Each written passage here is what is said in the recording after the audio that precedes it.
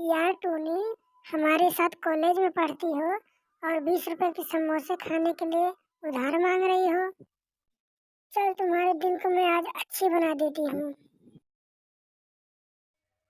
Tony की गरीबी की वजह से सभी चिड़िया मिलकर उसका मजाक उड़ाते थे।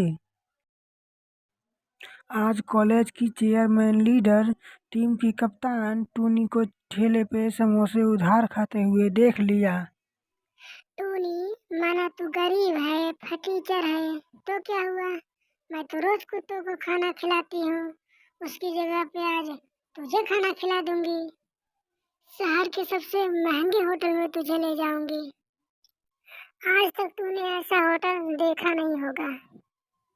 महंगे होटल का नाम सुनकर टोनी मेघा के साथ गाड़ी में बैठ जाती है, लेकिन टोनी को जरा सा भी अंदाजा नहीं था कि कितना बड़ा झटका उसका इंतजार कर रही है।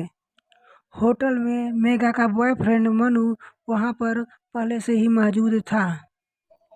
अरे मेघा, ये फटीचर टूनी चिड़िया यहाँ पे क्या कर रही है?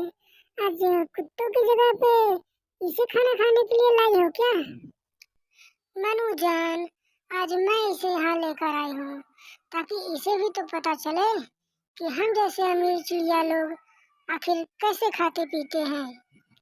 इसे इसकी असलियत का पता तो चले। जितना ये झाड़ू पोछा करके कमाती है, उतने की यहाँ की तो एक डिश भी नहीं आती। वेटर, जरा इधर आना। आज टूनी के लिए हम कुछ स्पेशल मंगवाएंगे। अगले ही पल वेटर ऑर्डर लेने के लिए आ जाता है, मगर टूनी को देखते ही वेटर के हाथ से पानी का गिलास गिर जाता है। अरे टूनी जी, आप? मैंने आपको देखा नहीं। Sorry ma'am. क्या लेंगी आप? वही जो हमेशा रहता है। ले आता हूँ। वेटर वहां से चला जाता है, लेकिन मेघा और मनु हक्के बक्के रह गए। उन्हें समझ नहीं आ रहा था कि आखिर यहाँ हुआ क्या। टूनी, ये वेटर तुम्हें टूनी जी क्यों कह रहा था? इसका क्या मतलब है? क्या तुम इस होटल में इसके पहले भी आ चुकी हो क्या? पर टूनी कोई जवाब नहीं देती है और सोचने लगती है कि तभी वेटर 2 लाख के शैंपेन की ग्लास लेकर आ जाता है और टूनी को ग्लास देते हुए कहा है। ये लीजिए मैम, आपकी फेवरेट शैम्पेन। मनु बोलता है। अरे ओ टूनी, इसका पैसा क्या तुम्हारी माँ भरेगी? टूनी बिना कुछ कहे सोचने लगती है कि तभी वेटर बोला। सर जी, टूनी जी को इसका पैसा भरने की कोई जरूरत नहीं है, क्योंकि ये सब इनका ही है। मेघा बोलती है। इनका ही है मतलब? आखिर समोसे के लिए उधार मांगने वाली टूनी चिड़िया से वेटर ने 2 लाख के शैंपेन के पैसे क्यों नहीं लिए?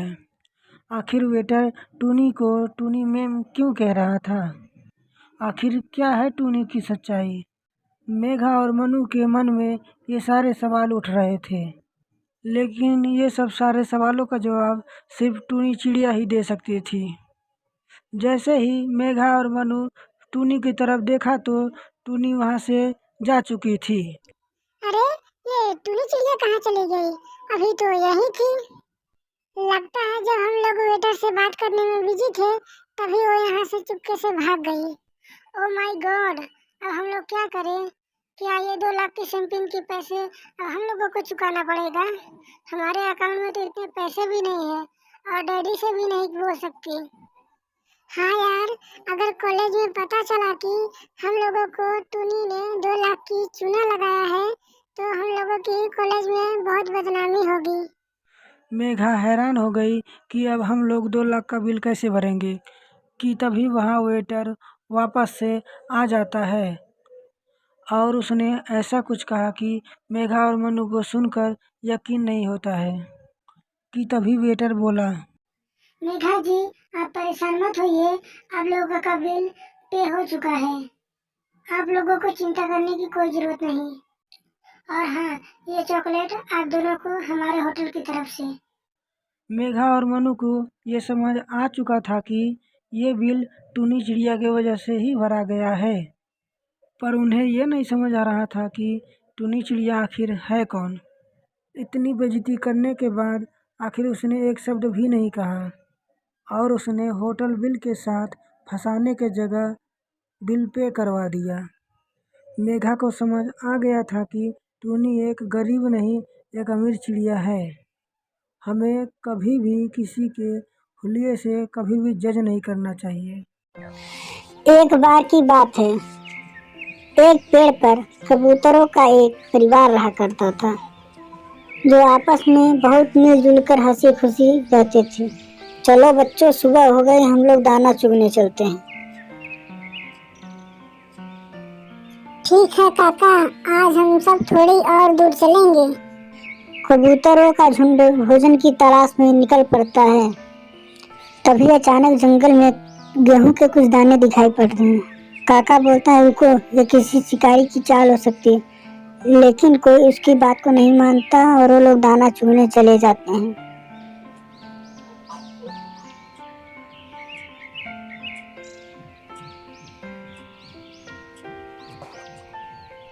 अरे अरे, ये क्या, हम लोग उड़ नहीं पा रहे हैं।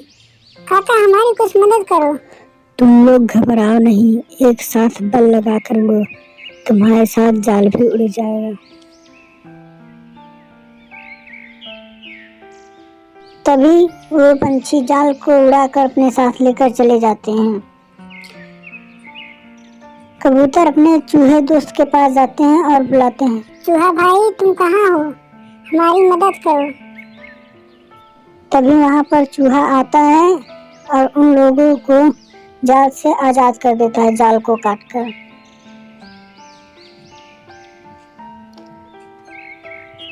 कबूतरों का झुंड चूहा का शुक्रिया अदा करता है और चूहा चला जाता है और वो पंछी भी उड़कर चले जाते हैं। तभी सभी पंछी काका की हर एक बात मानने की कसम खाते हैं और उनके सभी बातों का पालन करते हैं।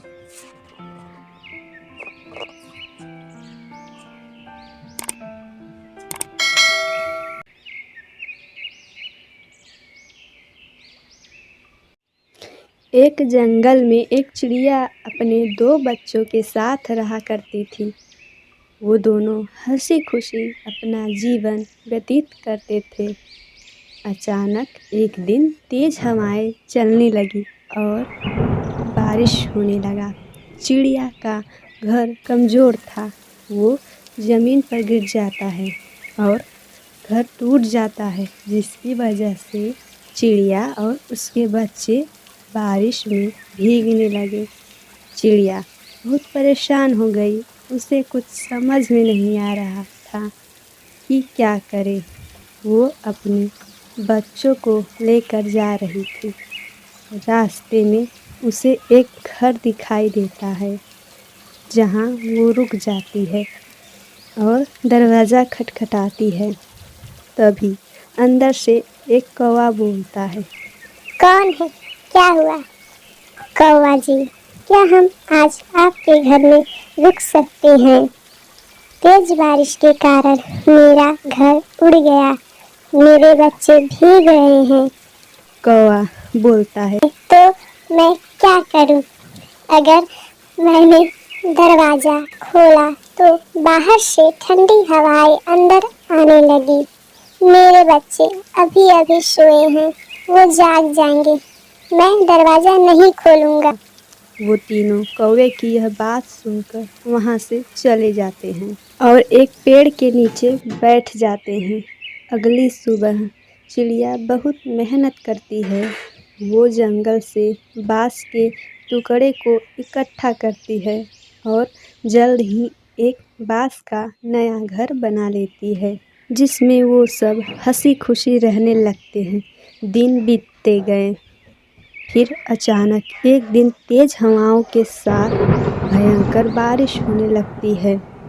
लगातार कई दिनों तक बारिश होती है, जिसके कारण कौवे का घर का छत उड़ जाता है।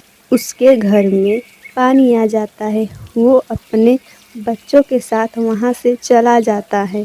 तभी उसे चिड़िया का बनाया हुआ घर दिखाई देता है। वो जाता है और दरवाज़ा खटखटाता है। तभी चिड़िया बोलती है। कौन? मैं, कौवा। चिड़िया बोलती है, अंदर आ जाओ, बाहर बारिश हो रही है। कौवा अपने बच्चों को लेकर अंदर आ जाता है और उन्हें सुला देता है। तभी उसे चिड़िया के साथ ये बर्ताव के बारे में याद आया और वो शर्मिंदा हो गया और बोला, मैंने तुम्हारे साथ इतना बुरा बर्ताव किया, फिर भी तुमने मुझे और मेरे बच्चों को अपने घर में जगह दी। मुझे माफ कर दो चिड़िया, तुम्हारा यह एहसान कभी नहीं भूलूंगा। कोई बात नहीं कौवा जी, जब तक आपका दूसरा घर नहीं बन जाता तब तक आप मेरे घर में रह सकते हैं। कौवा बोला, चिड़िया तुम कितनी अच्छी हो, तुम्हारे साथ मैंने इतना बुरा बर्ताव किया, फिर भी तुमने मुझे अपने घर में जगह दी।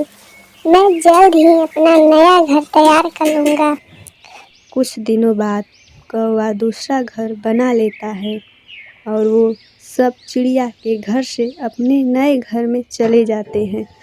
हमें इस कहानी से यह शिक्षा मिलती है कि हमें कभी भी किसी के साथ बुरा बर्ताव नहीं करना चाहिए।